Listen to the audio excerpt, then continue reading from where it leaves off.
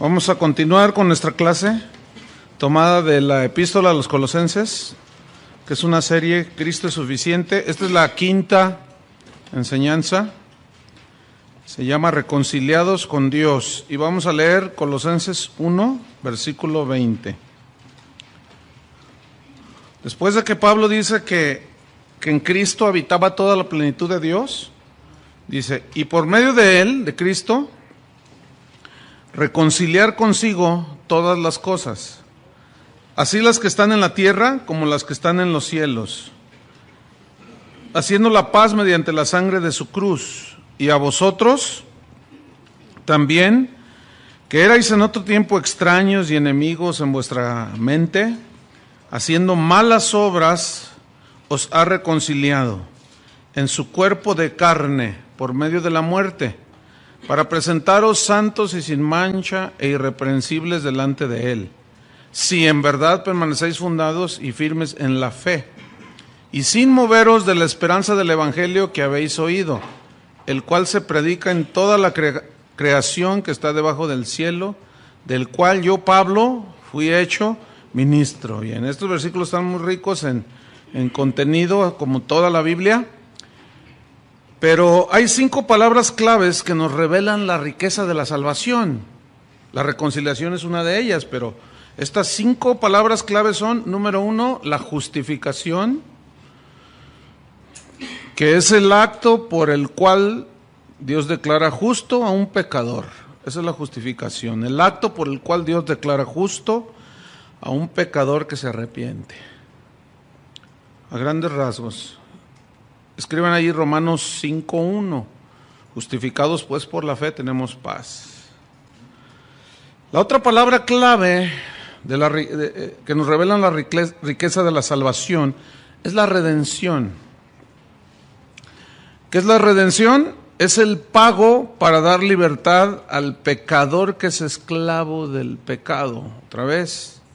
Es el pago para dar libertad al pecador que es esclavo del pecado. Esa es la redención, pagar un precio, ¿sí? Romanos 6, 18 al 22, ahí habla cómo éramos esclavos del pecado. Romanos 6, 18 al 22, cómo éramos esclavos del pecado y cómo el Señor pagó con su sangre, y eso es la redención, pagar por el esclavo y luego darle libertad. La tercera palabra clave es el perdón. ¿Qué es el perdón? La deuda que tenía el pecador con Dios. ¿Sí? La deuda que tenía el pecador con Dios. Y esta deuda es cancelada y olvidada. Eso es el perdón, deuda cancelada y olvidada. Efesios 1:7 dice que éramos pecadores y recibimos el perdón de nuestros pecados. Todas estas palabras son muy importantes. Y la cuarta palabra es la adopción, que es cuando un pecador es recibido como hijo de Dios. Eso es la adopción. Es cuando un pecador, alguien extraño, de pronto es recibido como hijo de Dios. Efesios 1:5 dice que hemos sido adoptados por medio de Jesucristo para ser hechos hijos de Dios. Eso es la adopción. Y la reconciliación, que es la quinta palabra importante que nos revelan las riquezas de la salvación, es la reconciliación. Esta es la otra palabra importante, reconciliación. ¿Qué es la reconciliación? Es cuando un pecador que es enemigo de Dios se convierte en amigo de Dios. Eso es la reconciliación. Entonces, cada una de estas 5 palabras tiene una definición, ¿sí? No son iguales. Tienen relación entre sí, pero son distintas. Entonces, la reconciliación es cuando un pecador que es enemigo de Dios se convierte en su amigo. Ok, pongan una señal en Colosenses y vamos a 2 de Corintios 5:17. 2 de Corintios 5, versículo 17, y vamos a encontrar en estos versículos, 2 Corintios 5, 17 al 21, para que anoten, 5, 17 al 21, vamos a encontrar 5 verdades sobre la reconciliación en estos versículos que vamos a leer. ¿Sí? Entonces, ¿qué es la reconciliación? Cuando un pecador que es enemigo de Dios se convierte en amigo de Dios. Voy a leer 2 Corintios 5, 17.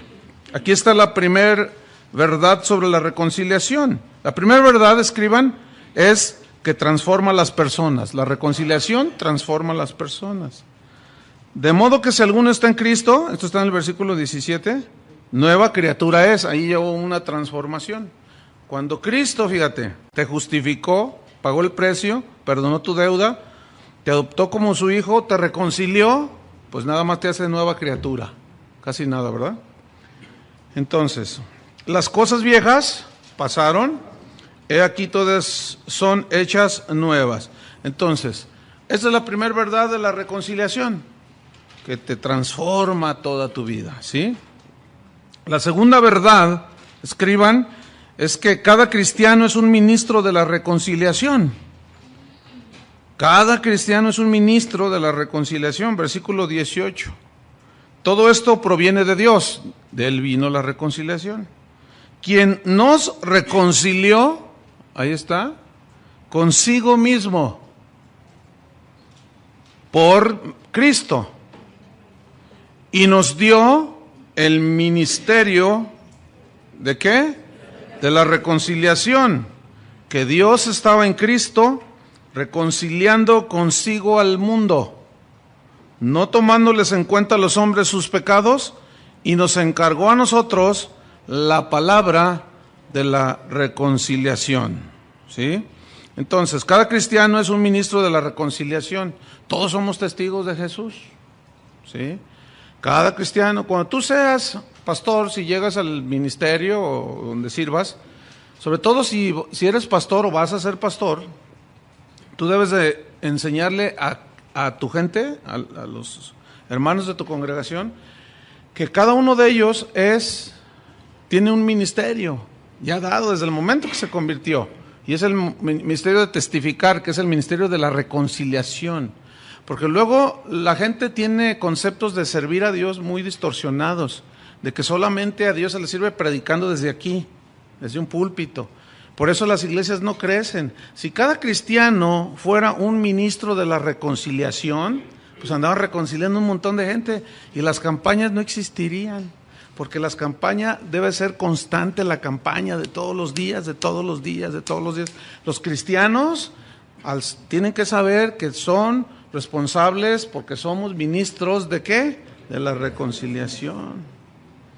¿Verdad? Y luego más cuando están esperando que venga un evangelista allá de lejos, de allá del norte, para que venga a hacer el trabajo que nos corresponde a nosotros, por el amor de Dios. Entonces son conceptos un poco distorsionados de lo que es ser un ministro de la reconciliación. Todo cristiano tiene ese ministerio, reconciliar, hablar del evangelio, ¿sí? La tercera verdad que encontramos allí, escriban, que la reconciliación solo es posible por medio de Cristo. Esa verdad es contundente. La reconciliación solo es posible por medio de Cristo. Si ustedes notan el versículo 18, dice que Dios nos reconcilió consigo mismo por ¿quién? Cristo. No dice por Buda, no dice por Juan Diego, no dice por el Papa, no dice por Chuy Olivares, menos. No dice por nadie. La única reconciliación, nuestro mensaje debe ser Cristo. Él es el único medio. No hay otro mediador entre Dios y los hombres, sino solamente Jesucristo. Entonces, no puede haber reconciliación con Dios. Ni una virgen, ni 20 vírgenes, ni 20 santos, ni 20 nada. La reconciliación es por medio de Cristo. Entonces, si un predicador no predica a Cristo, ¿cómo piensa que la gente se va a reconciliar con Dios? ¿Ven? Entonces las iglesias se llenan de gente, puros aficionados nada más. pero no convertidos, ¿verdad? Entonces, la cuarta verdad acerca de la reconciliación que encontramos en este pasaje, escriban, es que la reconciliación está disponible para todo el que crea. Está disponible para todo el que crea. Versículo 19, fíjate, que Dios estaba con Cristo reconciliando consigo, ¿a quién? Al mundo y todos los habitantes que están allí en el mundo, ahora 6.500 millones. Ahora, una pregunta, ¿esta frase significa que cuando Cristo murió ya todos son salvos? No, pues hay que ir a predicarles, porque si fuera, entonces ¿para qué les predicas? Entonces algunos malinterpretan y dicen, no, la Biblia dice que todos serán salvos, que Él murió por todos. Sí, murió por todos, pero no todos lo creen. Y lo que los reconcilia con Dios es solo por Cristo, sola fe, sola la Escritura, lo que dice la Biblia. Entonces se opera la reconciliación. Es para todo el mundo, pero solo el que cree la hace suya. ¿Sí?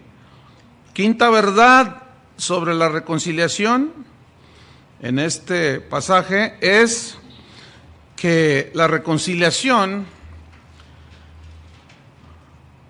aplacó y satisfizo la ira de Dios. Aplacó y satisfizo la ira de Dios que demandaba castigo al pecador. O sea, la justicia de Dios demandaba castigo al pecador. Y la reconciliación aplacó. ¿Sí? Ya te hiciste de ser enemigo, pasaste a ser amigo de Dios. Y aplacó y se satisfació la ira de Dios que demandaba castigo al pecador. Versículo 21, de ahí sale este principio. Al que no conoció pecado, o sea, Cristo, por nosotros lo hizo pecado, para que nosotros, los que creemos, fuésemos hechos justicia de Dios en Él. O sea, el pago que merecían nuestros pecados, Cristo lo llevó en sustitución por nosotros, en lugar de nosotros. Entonces, en Cristo se satisfizo la demanda de castigo que la justicia exigía, ¿sí? Y esto es un producto de la reconciliación. Ahora, ¿qué es la reconciliación? ¿Qué es reconciliar? Porque dice que nos reconcilió. La palabra reconciliar viene del griego con K, katayaso, con doble L, katayaso, que significa cambiar. Eso significa. Entonces, fíjate, aquí se lee, y esto proviene de Dios quien nos cambió. ¿Cómo es cambió consigo mismo por Cristo? ¿Cómo es que cambió? ¿Qué cambió? Bueno, se habla de una relación que es rota, ¿sí? Y se utiliza esta palabra reconciliar, o sea, en 1 Corintios 7:11, anoten, allí se utiliza katayaso cuando habla de un matrimonio que él no es creyente o ella dice no se separa y si consienten vivir con ella o con él, reconcíliese, así dice. 1 Corintios 7:11. Entonces aquí la palabra en 1 Corintios 7:11 que aparece allí, reconcíliese con su marido, es la palabra katayaso, que significa cambiar. ¿Pero cambiar qué? Una relación rota a una relación correcta. Cuando tú te disgustas con tu esposa, con un amigo y luego hacen las paces, dices, ya se reconciliaron, ¿verdad?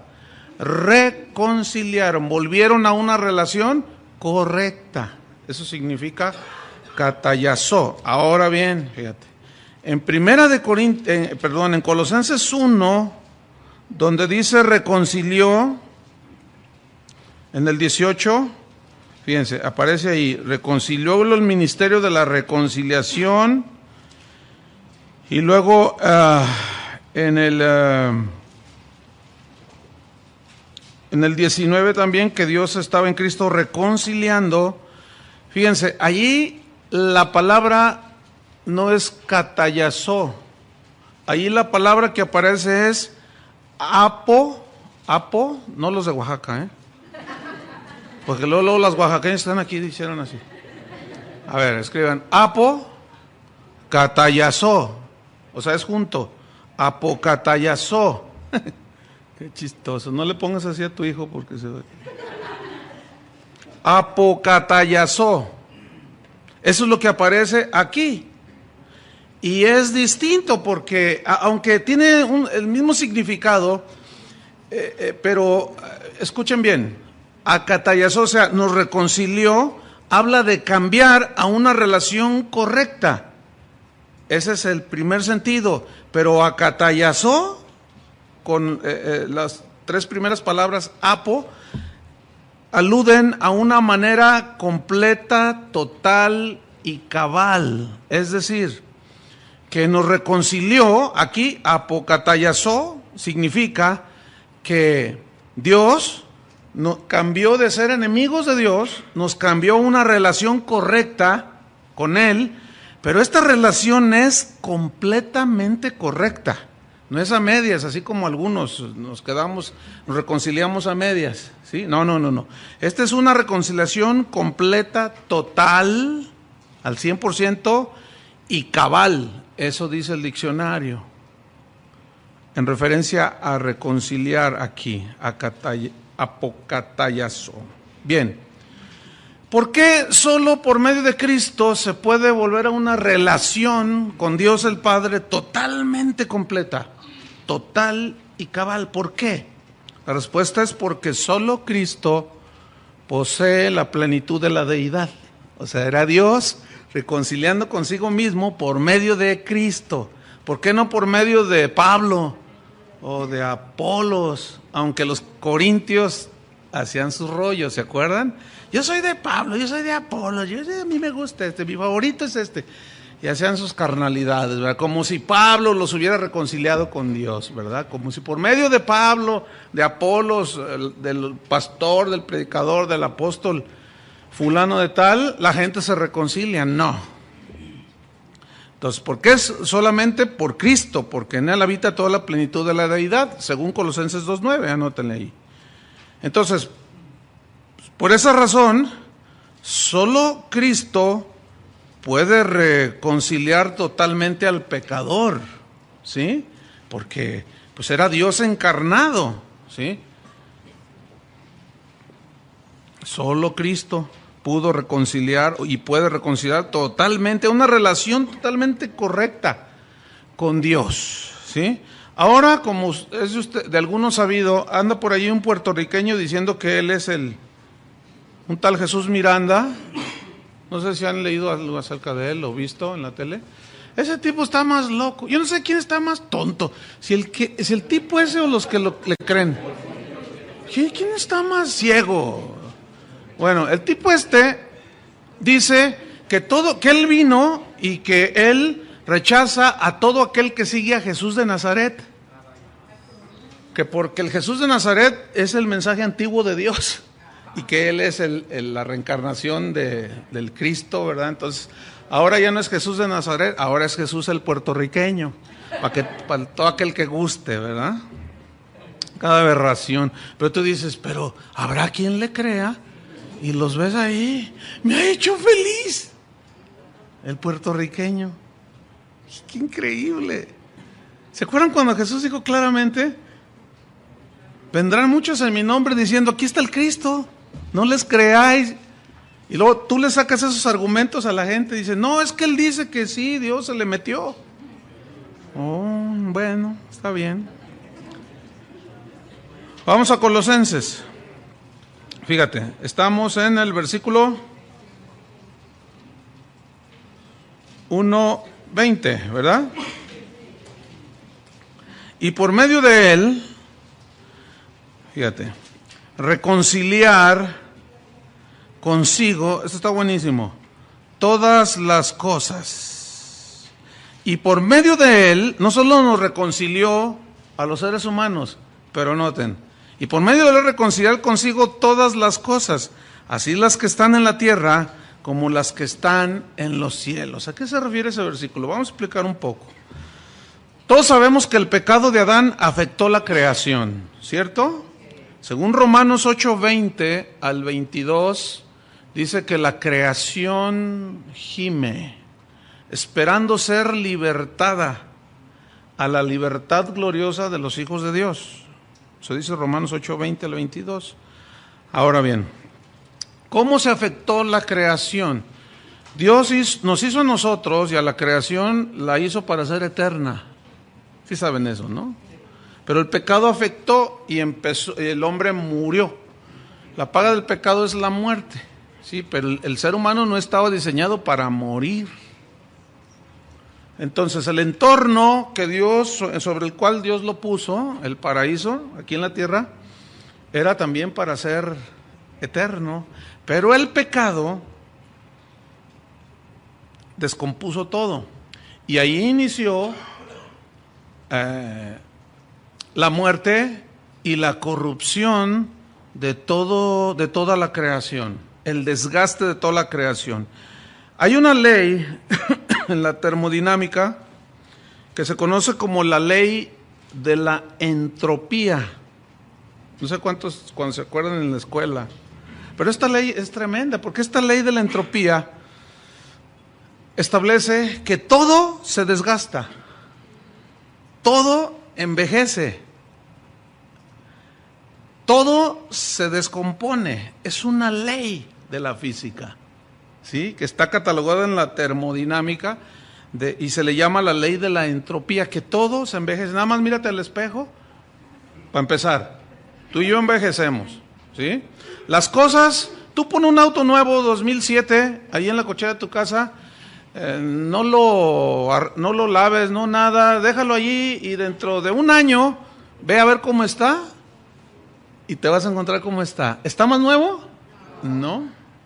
Está desgastado, pierde brillo la pintura, al no usarse, bueno, va en deterioro. Todo, tú ves la creación, todo crece, sí, todo crece. Es decir, es sembrado, como las plantas, crece, se reproduce y se muere. Esa es una ley. Nosotros somos concebidos, nacemos, crecemos y nos morimos. Es una ley, esa se llama la ley de la entropía. Fíjate, nada más esa ley contradice, y es científica, nada más esa ley contradice la teoría de la evolución, que dicen que evolucionamos. Cuando todo el universo no hay absolutamente nada que se renueve. Todo se descompone, todo se echa a perder, todo envejece. Entonces, el universo está envejeciendo. Todo envejece, tu auto, tu ropa, tú mismo, tus zapatos. Bueno, esa es una ley, ok. Entonces, todo el universo fue afectado, fíjense. Sin embargo, fíjense, la Biblia nos deja ver un poco sobre la restauración de la creación. Y es bien interesante esto. Dice, ya vimos que en Romanos 8:20 al 22, dice que la creación gime. Fue sujeta a vanidad, a debilidad, significa ahí. Esperando la manifestación de los hijos de Dios, porque ella misma está gimiendo, dando como dolores de parto. Los que estudiaron Romanos se acordarán. Y nosotros también gemimos, deseando ser revestidos de esta nuestra habitación celestial, porque esta se va a morir, está envejeciendo. Esa es la ley. Pero la Biblia nos deja ver un poco sobre la restauración de las cosas, porque dice que nos reconcilió con Él, pero también todas las cosas. ¿Qué significa esto? ¿Que va a haber alguna restauración de lo visible? Sí, en el milenio. Esto es muy importante. No vamos a meternos a fondo porque no es el caso, pero nada más un pasón así. Isaías capítulo 11. Isaías 11, en el versículo número 6 al 9. 11. 6 al 9. Aquí está un leve repaso, un vistazo a la restauración de todas las cosas, a la reconciliación y restauración de todas las cosas. Aquí es donde se confunden los de la predicación del reino de Dios, de que nosotros debemos de restaurar todas las cosas. Nosotros no vamos a restaurar nada. Esa es una falsa doctrina para que se pongan abusados, que dice que el cielo lo retiene al Señor hasta la restauración de todas las cosas. Entonces dicen, Cristo no va a venir porque nosotros vamos a restaurar todas las cosas. Para que tengan cuidado. Entonces, ¿cuándo se van a restaurar? En el milenio. Vamos a poner una base así sencilla pero certera. Y aquí nos deja ver Isaías 6:9, dice, morará el lobo con el cordero. Pues eso no se ve ahora. El lobo se come al cordero, ¿sí? Y el leopardo con el cabrito se acostará. Imagínate, ¿no? El becerro y el león y la bestia doméstica andarán juntos, y un niño los pastoreará. Oye, qué escena tan más maravillosa, ¿no? Ya no hay depredadores, fíjate. Entonces las ovejas, los cabritos, los corderos, los venados, pues ya hasta piojito lo van a hacer al león. Y luego un niño, dice, va a estar allí, va a estar pastoreándolos, o sea, ahí jugando con ellos. Versículo 7. ¿Cómo creen que era en el Edén con Adán? Pues así. Y la vaca y la osa pasarán, sus crías se echarán juntas, y el león como el buey comerá paja, fíjate, vegetarianos. Sí, porque originalmente no eran carnívoros. No había depredadores. Versículo 8. Y el niño de pecho jugará sobre la cueva del áspid. Si hoy ves una cucaracha, vente para acá, mijo. Ahora imagínate una serpiente. Pues aquí no, dice, y el recién destetado extenderá su mano sobre la caverna de la víbora. Jugando allí, meterá la mano. Ahora no, tenemos que cuidarnos. Todo está descompuesto, todo el mundo se defiende, hasta las arañas, las cucarachas, las serpientes, los animales. Sí, por todo se descompuso. Versículo 9. No harán mal ni dañarán en todo mi santo monte, porque la tierra será llena del conocimiento de Jehová. ¿La qué? La tierra. ¿Pero cuándo es esto? Y todo este conocimiento llenará como las aguas cubren el mar. Bien, ¿esto cuándo será? En el milenio. ¿Qué es el milenio? Es un tiempo, vayan abriendo en Apocalipsis 20, es un tiempo donde Cristo con los suyos, con los que previamente se llevó cuando vino en el arrebatamiento, regresaremos a la tierra para gobernar la tierra. Aquí es cuando viene las recompensas a los que fueron fieles. Algunos los pondrá como sobre 10 ciudades, otros acá, otros nada más de ballet parking, porque no fueron fieles. Yo he dicho que si yo soy fiel, yo quiero ser gobernador, no ahorita. Y algunos se ríen, ay, hasta quiere ser gobernador, no, pero mi mente está allí. Sí, de veras, porque eso es lo que dice. Entonces yo quiero ser gobernador, porque ya estaremos con otro cuerpo, porque venimos con él, y seremos totalmente incorruptibles. Entonces, fíjate, Apocalipsis 21, vi un cielo nuevo y una tierra nueva, porque el primer cielo y la primera tierra pasaron, y el mar ya no existía más. Yo, Juan, vi la santa ciudad, la nueva Jerusalén, descender del cielo de Dios, dispuesta como una esposa ataviada para su marido. Yo creo que estoy mal en el...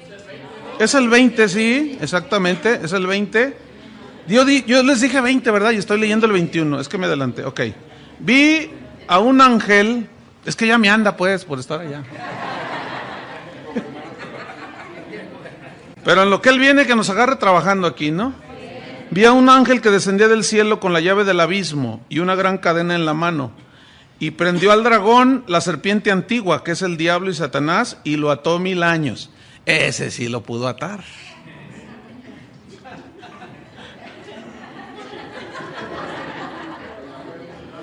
Aquí es una atadera y pues se suelta. Como que algo nos falla, ¿no? Y lo arrojó al abismo y lo encerró y puso su sello sobre él para que no engañase más a las naciones, hasta que fuesen cumplidos 1000 años. Después de esto debe ser desatado por un poco de tiempo. Debe ser desatado, no que se desató. Debe ser. Versículo 4. No vamos a discutir eso ahorita, ¿eh? Y vi tronos y se sentaron sobre ellos los que recibieron facultad de juzgar. ¿Ven? ¿Quiénes son esos? Si eres fiel, sí. Si no, te ponen de ballet parking.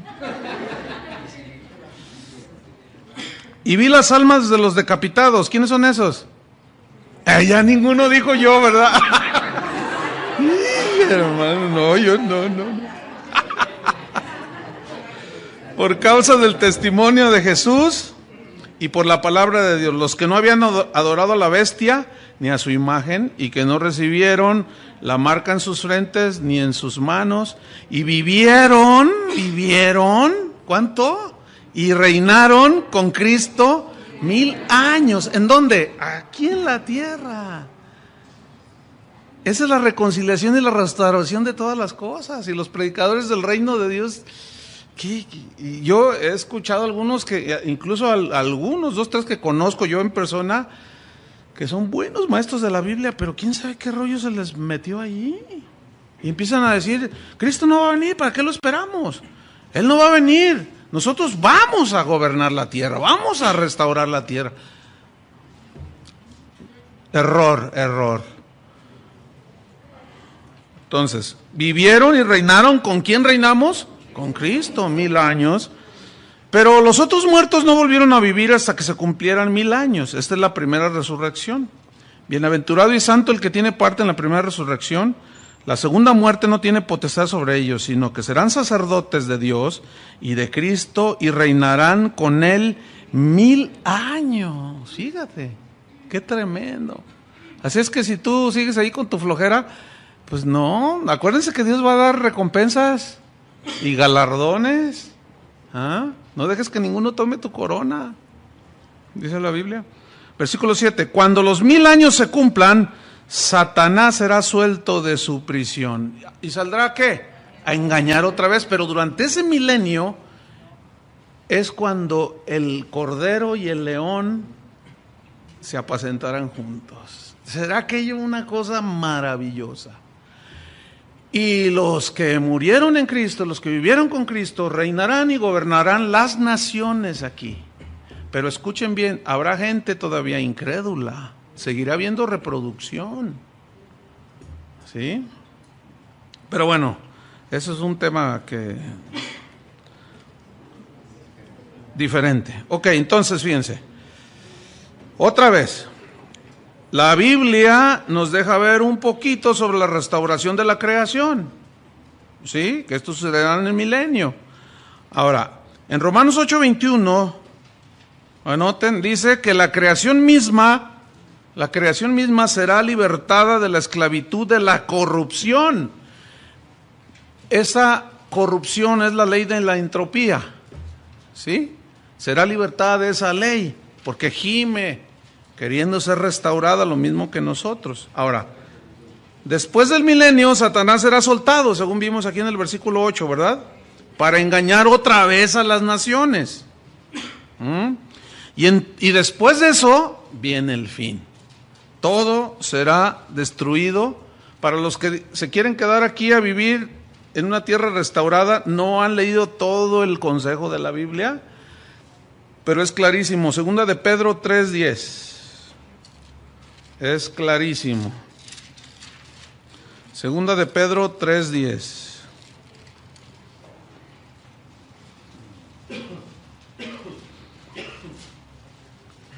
Pero el día del Señor vendrá como ladrón en la noche. ¿Cómo? ¿Qué significa esto? ¿El ladrón avisa cuando llega? Ya llegué, voy a robar. No, pues él llega improvisto, a eso se refiere, que llega de imprevisto, ¿sí?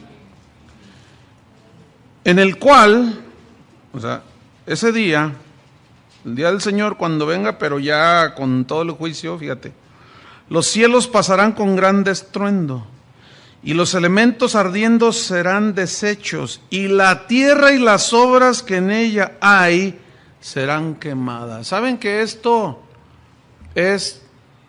si lo hubiéramos leído hace 60 años, antes 80 años tal vez, como 70 años, antes de lanzar las bombas atómicas, leer esto, pues todo se va a desaparecer.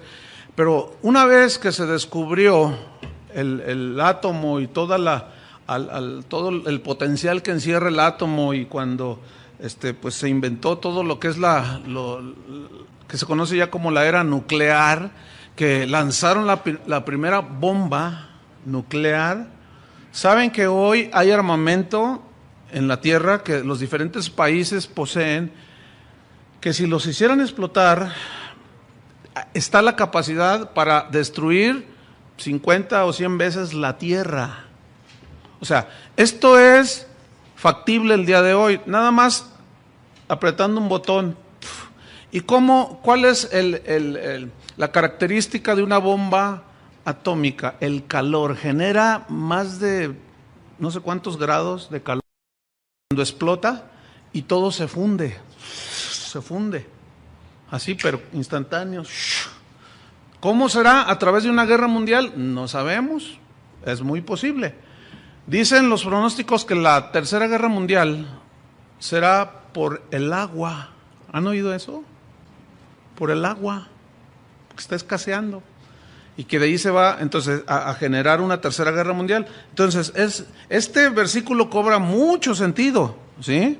Entonces, ¿qué le va a suceder a esta tierra? Va a ser fundida, pero después del milenio. ¿Estamos? Para los que todavía creen en esas cosas que yo mencioné hace rato. Finalmente, vendrán cielos nuevos y tierra nueva. Fíjate, versículo 11 de 2 de Pedro 3:11. Puesto que todas estas cosas han de ser desechas. Por eso la Biblia siempre nos está amonestando que nuestro tesoro no está aquí en la tierra. Que no busquemos el afán de las cosas de esta tierra. Dios nos da las cosas para que las disfrutemos, dice Pablo a Timoteo. Pero ese no es nuestro afán. Él nos las da, nosotros no las buscamos.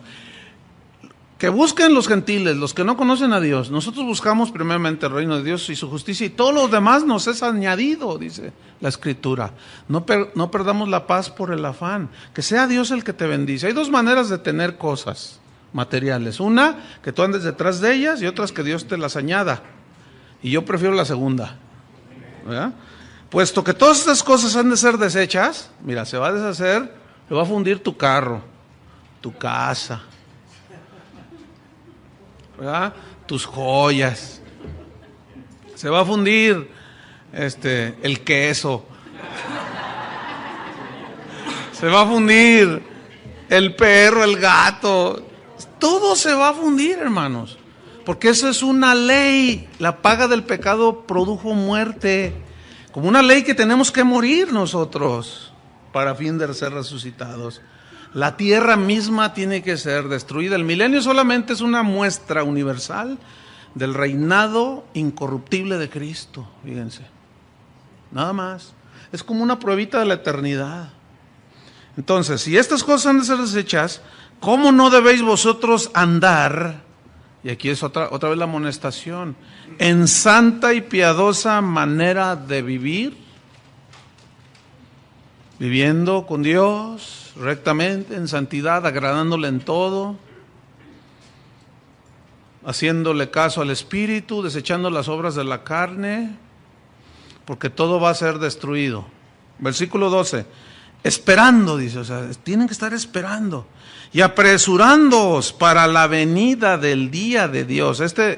El día del Señor, el día de Dios, es el juicio ya, ¿sí? Narrado en Apocalipsis, en los primeros capítulos, de los 7 sellos y los caballos y todo ese asunto. En el cual, o sea, en la venida del día de Dios, en el cual, en ese día, los cielos, otra vez, encendiéndose, serán deshechos, y los elementos siendo quemados, más claro que esto no puede ser, se fundirán. Escuchen versículo 13, y escuchen los de la doctrina del reino de Dios. Pero nosotros esperamos Ellos dicen, los de esta doctrina, dicen que esto no va a suceder y allí ya se están peleando con lo que está escrito. Pero nosotros esperamos, según sus promesas, ¿qué? Cielos nuevos. ¿Por qué cielos nuevos? Porque estos tienen que morir. Gime, la creación, va a ser restaurada ¿dónde? En el milenio. Pero después Satanás es soltado y él es el que hizo caer al hombre. La corrupción está en él es padre de mentira, es un asesino. Nosotros esperamos cielos nuevos y tierra nueva en los cuales mora la justicia. ¿Cielos qué? Nuevos, tierra nueva. Ahora, vamos a Apocalipsis 21, que era lo que ya me andaba, nomás que me andaba adelantando. Me quería saltar todo el milenio. Fíjate, 21. Ahora, si estos predicadores que dicen del reino que nosotros vamos a restaurar porque aquí vamos a vivir, porque ellos dicen, Cristo dijo que los mansos heredarán la tierra. Mateo 5, sí. ¿Se acuerdan que dicen las bienaventuranzas que los mansos heredarán la tierra? ¿Recibirán la tierra por heredad? Sí. ¿Cuándo? En el milenio, mis estimados. Acuérdense que la Biblia no se contradice. No se contradice. Si un versículo contradice a otro, es porque está mal interpretado. Tienen que encajar, y encaja perfectamente. ¿Quiénes son los que vamos a heredar la tierra para gobernarla y demostrar la justicia de Cristo? Pues los creyentes. ¿Cuándo? En el milenio. Porque mientras esté la ley de la entropía y de la corrupción vigente, no se puede. ¿Qué vas a restaurar? Si la ley misma se corrompe todo. Por eso no esperen que los políticos se compongan. Es la verdad, ¿eh? Algunos dicen, no, eso es fatalista. Bueno, a ver, dime otra cosa diferente. Si tú dices que es fatalismo, a ver, ¿qué? No, pues hay que orar para que... Bueno, yo me acuerdo que una de las épocas en que más los cristianos en México oraron fueron en el sexenio de Salinas de Gortari. Bueno, lo bueno fue que oramos y eso nos ayudó a nosotros. Pero si él no se convierte, pues tú ora todo lo que quieras. La oración te hace bien a ti. Pero ¿cambiaron las cosas? Ni esperen que cambien. Es que la Biblia dice para que vivamos quieta y reposadamente, sí. Pero ahí está aludiendo Pablo a Timoteo a la persecución. Porque en toda la historia, en los primeros 3 siglos hubo persecución. Y se oren por los gobernantes. ¿Quiénes eran los que andaban detrás de los cristianos? Los romanos, los césares. Entonces aludía a esa oración para que vivamos quietos y reposadamente, para que Dios nos dé. Anhelaban también la paz. Oiga, pues también eran seres humanos, ¿sí? Pero justamente esos eran los que los persiguieron, los que los asesinaban a los cristianos. Entonces dice, vi un cielo nuevo y una tierra nueva, porque el primer cielo y la primera tierra pasaron. Esta palabra pasaron significa que ya no existen. ¿Y qué dijo Pedro? Que se van a fundir. Y el mar ya no existía más. Y ya no voy a comer ceviche. Me encanta el ceviche. Pero fíjense lo que viene. Y yo, Juan, vi la santa ciudad, la nueva Jerusalén, descender del cielo de Dios. Cuando dice del cielo de Dios, es de la habitación de Dios, donde Él vive en el tercer cielo, dispuesta como una esposa ataviada para su marido.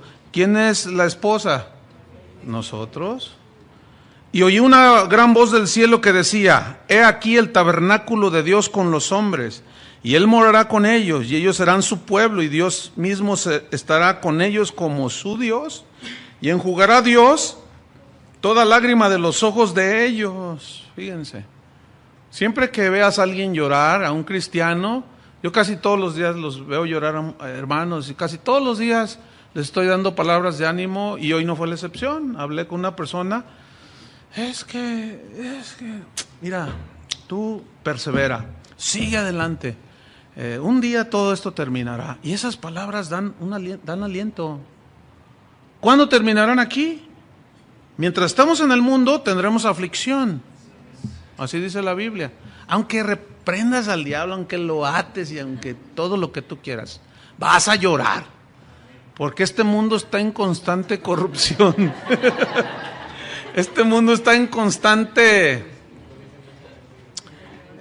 corrupción y deterioro.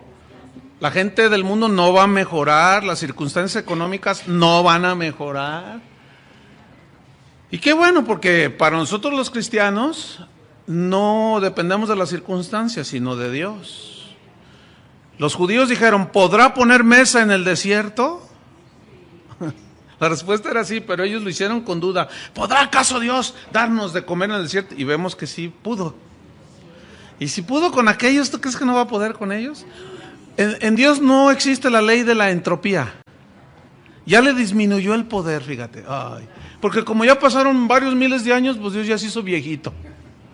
Ya no tiene fuerza y tiene, los ángeles lo tienen que ayudar a caminar con su bastón a Dios. Su poder no ha disminuido, hermanos. Él es el único que puede llamar las cosas que no son como si fuesen. Y si es necesario que Él haga caer codornices en tu casa, Él las va a hacer que caigan. Aquí solamente es cuestión de fe. De fe. Eso es todo. Fe en las promesas de Dios. Porque fíjate lo que dice aquí. Según sus promesas esperamos cielos nuevos. Y allá, dice Dios, enjugará toda lágrima de los ojos de ellos y ya no habrá muerte. La ley de la entropía no existirá más. ¿Ven? Ya no habrá muerte, ni corrupción. Por eso dice que allá en el cielo no entra el hollín, ni el orín que corrompen aquí en la tierra. Allá no pueden entrar porque allá no existe la corrupción. Ni habrá más llanto, ni clamor, ni dolor, ni de muelas, fíjate. Es tremendo. Porque las primeras cosas pasaron. Y el que estaba sentado en el trono dijo, he aquí yo hago nuevas todas las cosas. Y me dijo, escribe, porque estas palabras son fieles y verdaderas. Amén. Bueno, volvamos a Colosenses.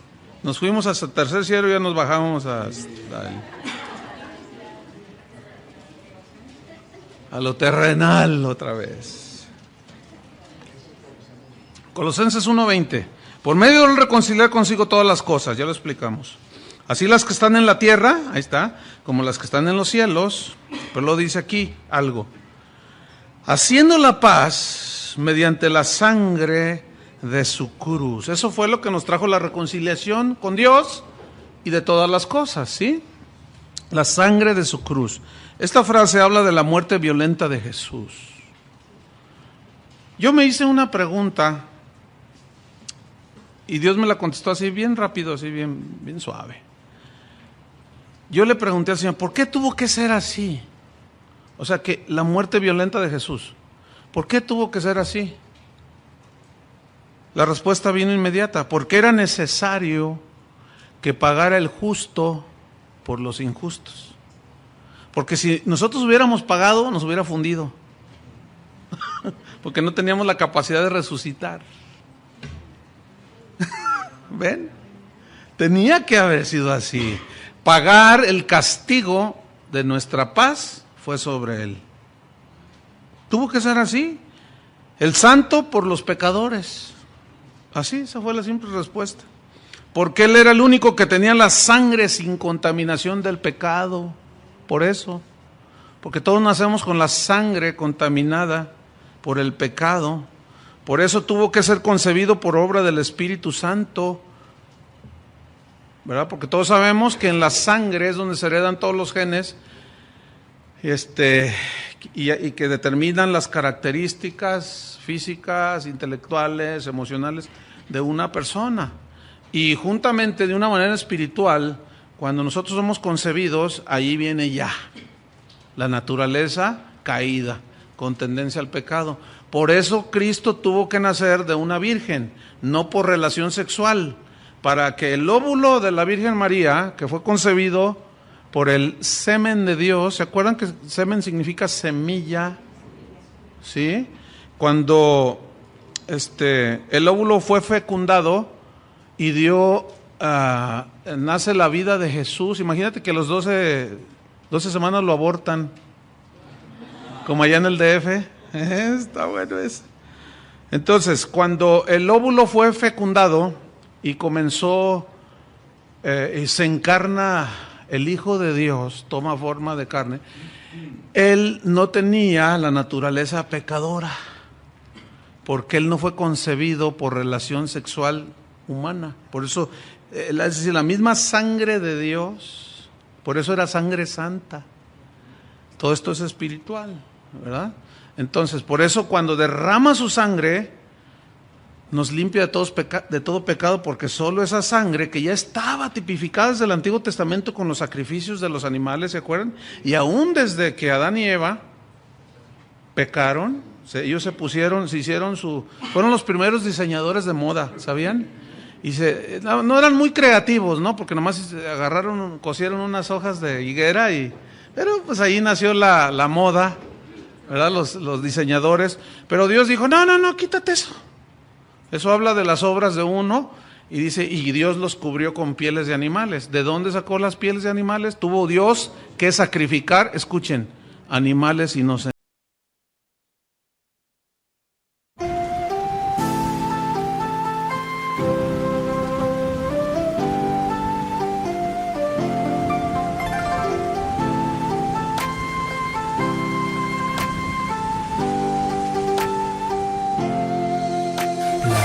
Trời đổ cơn mưa rào, em đi câu biệt ly còn chưa chào, quên môi hôn đắm say cái nắm tay, quên những ái ân lẫn giận hờn vừa trao. Em ơi tình đầu còn nhiều bỡ ngỡ, sao lại đành lỡ dở. Anh không biết sóng bắt đầu từ đâu, nhưng sóng quá lớn thì cuộc yêu vỡ bờ. Em ơi giấc mộng chưa thành đã dở dang, ngậm đắng nuốt cay nhìn trời mà thở than. Có lẽ nhân duyên sắp đặt sự lỡ làng, anh không bằng lòng nhưng đâu thì gỡ gạc.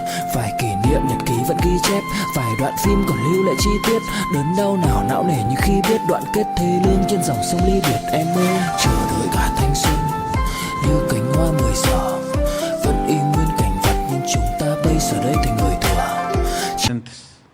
Que estaban ahí en el huerto. Y ya de ahí está hablando del futuro sacrificio de Cristo, que fue inmolado desde antes de la fundación del mundo. Fíjate, todo el plan de Dios soberano, maravilloso, nada se escapó del plan de Dios. Entonces, fíjate, versículo 21 de Colosenses, y a vosotros también, que erais extraños. Extraños aquí significa separados, aislados. Y vosotros también, que erais extraños, eran gente separada de Dios, aislados de Dios, y enemigos en vuestra mente, dice el versículo 21, en la primera dos frases, y enemigos en vuestra mente. La palabra enemigos se tradujo del griego, que significa aborrecibles. O sea, éramos enemigos en nuestra mente, éramos aborrecibles por Dios. ¿Por qué éramos aborrecibles? Dice en el mismo versículo 21, porque hacíamos, ¿qué? Malas obras. Por eso éramos aborrecibles, porque todo era producto del pecado. Entonces, eso éramos nosotros, pero actualmente los que rechazan a Cristo, ¿cómo son delante de Dios? Enemigos. ¿Y qué significa enemigos? Aborrecidos por el Dios, el Padre. Por eso la reconciliación toma un significado bien poderoso. ¿Cómo está la relación de los que rechazan a Cristo? ¿Cómo está su relación con Dios? Mal. Pero aceptan a Cristo, viene la reconciliación, la justificación, el Señor paga, la redención, el perdón, los reconcilia con Él. ¿Qué es reconciliación? Cambiar a una relación totalmente correcta con Dios. Entonces, mientras que el mundo, pues así está, rechaza a Cristo, son aborrecidos por el Padre. ¿Por qué? Porque aman su pecado y Dios es enemigo del pecado. ¿Sí? En Juan 3, 19 al 20, ahí dice que los hombres, la luz vino A lo suyo vino y los suyos no le recibieron. ¿Se acuerdan? Habla de la luz que resplandece en las tinieblas. Pero los hombres amaron más. Juan 3, 19 al 20. Los hombres amaron ¿qué? Más las tinieblas que la luz. Para que sus obras no sean reprendidas, por eso aman más las tinieblas que la luz. Entonces los seres humanos siguen igual en esa misma situación. Se excusan y prefieren decir que venimos del mono. Creen en teorías anticientíficas. Se necesita más fe para creer en eso que creer en Dios. Tratando de que por medio de esa fe ellos van a eludir la responsabilidad que tienen delante de Dios. No. Estoy en versículo 21. Éramos extraños, aislados, separados, aborrecibles, enemigos de Dios. Pero ahora, ¿qué ha sucedido? Haciendo malas obras, pero ahora, ¿qué sucedió? Nos ha reconciliado, nos ha llevado a una relación correcta con el Padre, totalmente correcta. ¿Sí? Versículo 22. Ahora, ¿cuál fue el medio que usó para llevarnos a la reconciliación? En su cuerpo de carne, por medio de la muerte. ¿Sí? Tuvo que ser así, para inhibir y detener la ley de la entropía, de la corrupción, de la muerte, todo se estropea. Pues en la muerte se acaba todo, ¿no es cierto? Lo material, lo físico. Bueno, tuvo que ser precisamente por medio de la muerte, para así anular esta corrupción. Hebreos 2:14. Hebreos, se los voy a leer, Hebreos 2, versículo 14. Así que por cuanto los hijos participaron de carne y sangre, Él también participó de lo mismo, hablando de Cristo, para destruir por medio de la muerte, ¿a quién? Al que tenía el imperio de la muerte, esto es, al diablo. Tuvo que morir Cristo, era necesario. Ahora, Colosenses 2:14. Dice, anulando el acta de los decretos que había contra nosotros, que nos era contraria, quitándola de en medio y clavándola en la cruz, y despojando a los principados y a las potestades, los exhibió públicamente, triunfando sobre ellos en la cruz. Entonces, fíjate, ¿cuál fue el propósito de la redención? Estamos en el versículo 22, ¿verdad? Es decir, nos reconcilió en su cuerpo de carne por medio de la muerte. Era necesario que Él muriera. ¿Y con qué propósito? Para presentarnos, ¿qué? Fíjese, 3 adjetivos aquí. Santos, ¿qué más? Sin mancha e irreprensibles. Ok, todo esto lo hizo y nos reconcilió y nos presenta delante de Él. Número 1, para presentarnos santos. Viene de la palabra griega agios, con H, agios y G, agios, que significa, ustedes ya lo saben, ser apartado del pecado para Dios. Eso es agios. Entonces, todo esto lo hizo, tuvo que morir, pagar por nosotros, nos libró de la esclavitud del pecado, perdonó la deuda, todo esto para apartarnos del pecado, para que fuésemos de Él, esto es, nos hizo santos. Efesios 1:4 dice que nos escogió en Él antes de la fundación del mundo para que fuésemos santos. ¿Para qué nos escogió? Para que fuésemos santos. Fíjense, ok. ¿Qué más? Sin mancha. ¿Sí? ¿Qué significa sin mancha? Viene del griego amomos. Amomos. Que significa, escuchen, esto es muy importante y bueno para la salud espiritual de un cristiano. Amomos, que se tradujo sin mancha, significa intachable. ¿Qué sucedió cuando tú creíste en Cristo? Te reconcilió finalmente, ¿no? Y te hizo, ¿cómo?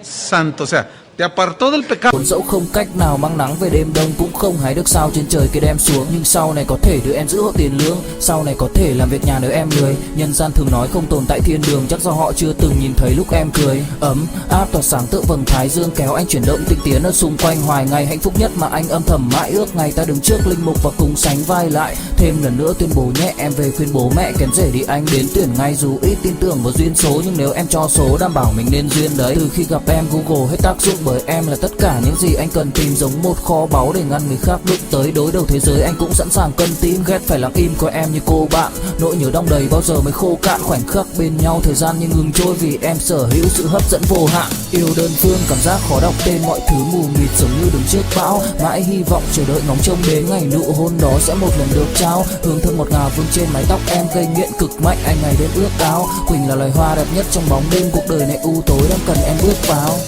Đưa cho anh cái bản đồ vì anh sắp lạc bên trong đôi mắt kia. Hãy đưa cho anh cuốn từ điển vì cảm xúc này anh không thể cắt nghĩa. Chuẩn bị đưa anh. Te sacó del pecado. Eso es a lo que Cristo se refirió cuando dijo, están en el mundo, pero ya no son del mundo, ¿eh? Ya no están en el sistema del mundo. Por eso si alguno ama al mundo, el amor del Padre no está en él. Punto. Entonces, todo esto lo hizo para hacernos santos, apartados para Él y separados del pecado. Y nos hizo sin mancha, nos hizo como intachables. Esto solamente el Espíritu Santo te lo puede revelar, ¿verdad? Pero esta palabra es la misma que se usó en Hebreos 9:14. Escriban. En referencia a Cristo, que fue ofrecido como un cordero sin mancha. Eso está tremendo. Fíjate, otra vez, Hebreos 9:14. Cristo fue ofrecido como un cordero sin mancha. ¿Qué significa sin mancha? Es la misma palabra amomos, intachable. Ahora, yo te pregunto, para ir tomando forma esto, ¿cómo desde el momento en que tú recibiste a Cristo, te presentó delante de Él como santo, intachable? Pastor, entonces, ¿por qué todavía pecamos? Bueno, sí, todavía pecamos, pero así como Él ya nos ve glorificados, también nos ve intachables. Y aquí es donde muchos cristianos, al no entender esto, sucede dos cosas: o no lo creen y dicen, no, porque no saben definir las cosas, no saben acomodar lo espiritual, y dicen, no, pero ¿cómo? Si seguimos siendo pecadores, la Biblia dice, sí, eso es en relación de nosotros aquí, desde el punto de vista terrenal es verdad, pero ¿cómo nos ve Dios? ¿Cómo nos presentó? Santos e intachables. Y otros entienden mal y dicen, sí estoy, entonces, pues ya estoy así, pues. Y agarran la filosofía de los colosenses que los llevaron a cometer herejías. Y decían, pues entonces perseveraremos en el pecado para que la gracia abunde. Ya estamos limpios, ya total lo que me ensucie, pues ya no tiene ningún efecto. Y puedo vivir como yo creo. No, perseveraremos en el pecado de ninguna manera. Pero ¿qué sucede con un cristiano cuando peca? Si se arrepiente, va con el Señor, si confesamos nuestros pecados, Él es fiel y justo para perdonarnos, pero las consecuencias, esas ahí siguen. Entonces, sí pasa. Cuando un cristiano peca, no pierde su salvación, pierde su comunión con Dios. Porque si no, entonces no estamos intachables. Si se pierde la salvación, entonces a Dios le falló. ¿O tiene mucha fe Dios? No, fíjate la obra de Cristo en la cruz, dice, en su muerte. ¿Sí? Nos reconcilió a una completa relación, a una relación totalmente correcta delante de Él y con Él. Y nos apartó del pecado. Murió el hombre viejo ahí en la cruz, ¿se acuerdan? Romanos, capítulo 6. ¿Somos qué? ¿Nueva qué? ¿Y esa criatura se vuelve a morir? Porque si tú pecas y te arrepientes, o sea, si pecas, pierdes la salvación, y si te arrepientes, ¿vuelves a nacer de nuevo? Y si vuelves a pecar, vuelves a perder la salvación, y si te arrepientes, ¿vuelves a nacer de nuevo? Pues no, esa es una... reencarnas. Entonces, fíjate, ¿Cómo está tomando forma esto? Al referirse a nosotros como irreprensibles, sin mancha, significa, escuchen, que nuestra reconciliación con Dios tiene un carácter y un sentido de que nos ha hecho totalmente intachables. Fíjate qué tremendo. ¿Se acuerdan cuando en 1 Corintios capítulo 5 el fornicario de la iglesia de Corinto necesitaba disciplina, ¿no es cierto? Y los líderes de Corinto no hicieron nada. Entonces Pablo, cuando se entera, dice, no, ¿qué les pasa? Dice, el tal se ha entregado a Satanás, escuchen, para destrucción de la carne, a fin de que su espíritu sea salvo. ¿Les está cayendo más todavía el 20? ¿Sí? Es decir, fíjate, nadie alcanzará la perfección mientras estemos en esta tierra y en este cuerpo. Por eso necesitamos morir o ser transformados cuando Cristo venga. Hasta entonces será nuestra completa redención. Entonces, pero delante de Dios, ¿cómo estamos? Es como esto, dice que Él juntamente con Cristo nos sentó en los lugares celestiales con Cristo. ¿Cómo estamos? ¿Cómo nos ve Dios? Nos ve allá arriba en el cielo con Él. Sentados juntamente con Cristo. ¿Así nos ve, sí o no? Sí. ¿Así veía el rey David? Sí. ¿Pecó David? Sí. Y horrible. Pero él era hombre de fe. Judas, Pedro, ¿pecaron? Sí. Pero la gran diferencia es que uno era nacido de Dios, nacido de nuevo, y el otro no. ¿Entienden? Entonces, por eso la doctrina de la salvación es una doctrina que debe estar bien concebida para que no haya dudas de que somos salvos. Hay una seguridad en Cristo. De otra manera vas a tratar de estar siempre ganándotela. Y esa es por fe, es por gracia, por medio de la fe, para ahora dar fruto. Entonces Pablo dice, fíjense, santos, sin mancha, intachables. ¿Y qué más? Irreprensibles. ¿Qué significa irreprensibles? Se tradujo en una palabra griega, luego una G, anekletos. No le ponga cleto a su hijo. Anekletos. Irreprensibles aquí significa, escuchen, sin cargos. Es una palabra que se judicial, ¿sí? Sin antecedentes ya, sin cargos. Nadie puede presentar cargos para ser condenado, que tú seas condenado. Aún aquí en la tierra, un delito no se puede juzgar dos veces.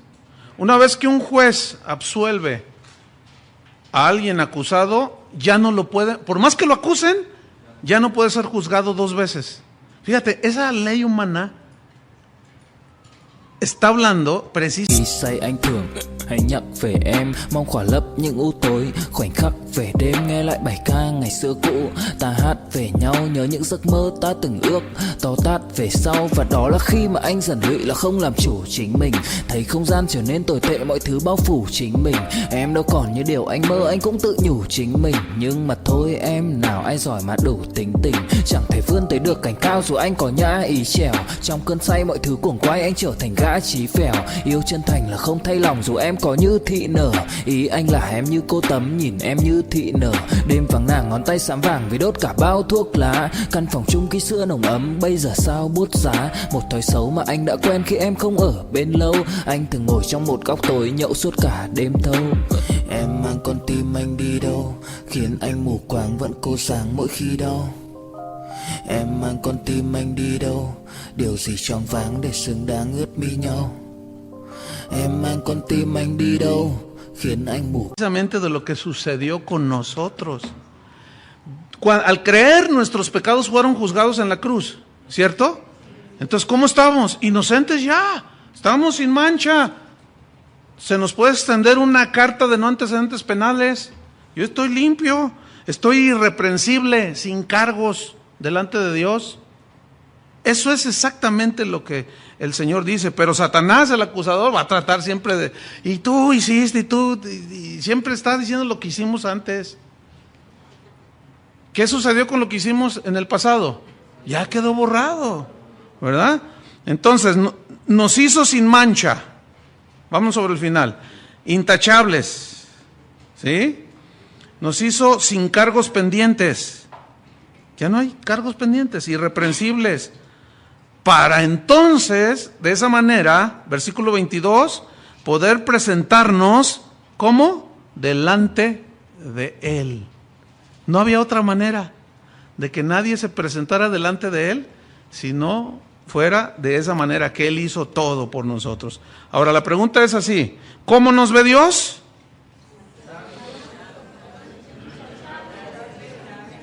¿Cómo nos ve Dios? Exactamente, mira, Dios nos ve, escuchen bien, exactamente como Él dice que nos ve. ¿Cómo nos ve? Santos, sin mancha e irreprensibles. Pero eso no significa, repito, reitero y abundo en esto, que si nosotros fallamos aquí, tenemos que confesar nuestro pecado, porque se corta la comunión con Dios.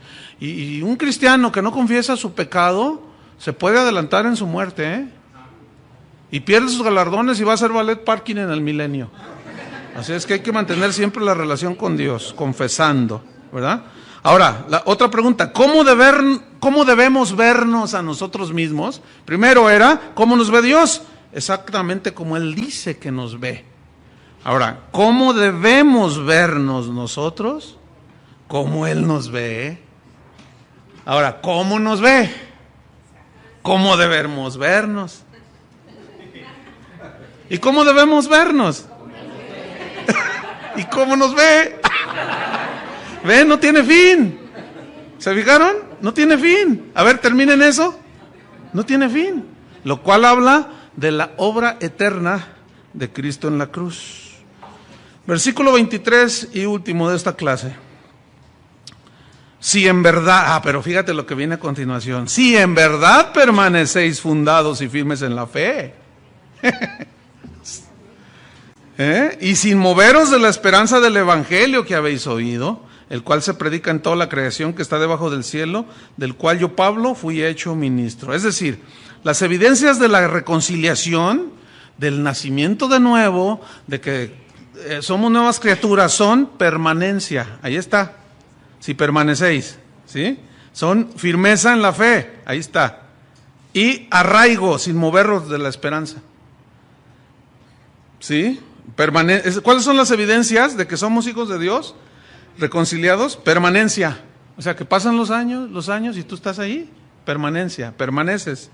Firmeza y arraigo. ¿En dónde? En el evangelio. Y esa es una advertencia para aquellos que se dicen hijos de Dios que no lo son. Mateo 7, 22 al 23, Jesús dijo, muchos me dirán en aquel día, Señor, Señor, y yo les diré, no los conozco. ¿Hacedores de qué? Pero en tu nombre echamos fuera demonios, hicimos muchos milagros. Hacedores de maldad. ¿Por qué hacedores de maldad? Porque nunca fueron reconciliados, eran enemigos aborrecibles, pero usaron el nombre de Jesús. Y de esos está llena la iglesia de Cristo. Pero ahí está la sentencia de Cristo. En Lucas 8:13, en la parábola del sembrador, dice, hay una parte donde dice que unos reciben la palabra con gozo, ¿se acuerdan?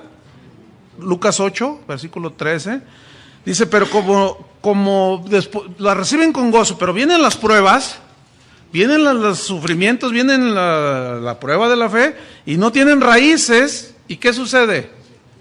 Y se apartan, lo cual comprueba que nunca nacieron de nuevo. No tuvieron raíces, no están arraigados, lo que dice aquí, sin moveros de la esperanza. Aquí moverse habla de raíces, ¿sí? En Juan 8:31, anoten, Cristo dijo, si permanecéis en mi palabra, ahí está otra vez permanencia. Juan 8:31, si permanecéis en mi palabra, seréis verdaderamente mis discípulos. Y finalmente en 1 de Juan 2:19, dando la sentencia, 1 de Juan 2:19, a todos aquellos que se dicen cristianos, que yo soy cristiano, gloria a Dios, pero que no dan el fruto, no permanecen, o están aquí, después ya los ves en el mundo otra vez. ¿Qué pasó? Es que nunca nacieron de nuevo, nunca permanecieron, no se arraigaron, nunca, no se afirmaron. 1 de Juan 2:19 dice, salieron de nosotros, pero no eran de nosotros. Porque si hubieran sido de nosotros, habrían permanecido con nosotros. Pero salieron para que se manifestase que no todos son de nosotros. De nosotros no es hacer una secta, sino de los nacidos de nuevo. No son de nosotros, no son de los nacidos de nuevo, no son de los limpiados por la sangre de Cristo. Estos fueron los como el cerdo y el perro que volvieron a su vómito y a revolcarse. Nunca habían nacido de nuevo. Amén. Eso, hermanos, es la reconciliación. Amén. Señor, te damos gracias. Gracias por esta gran obra que hiciste en la cruz, Señor. Gracias porque siendo enemigos, extraños, nos reconciliaste. Nos volviste a una relación correcta, totalmente contigo. Y nos apartaste del pecado para ser tuyos y nos hiciste santos, sin mancha, intachables, sin cargo, irreprensibles delante de ti. Y la evidencia de esto es que permanezcamos fundados y firmes en la fe, sin movernos de la esperanza del Evangelio. En el nombre de Jesús te damos las gracias, Señor, y disfrutamos la reconciliación y la relación contigo.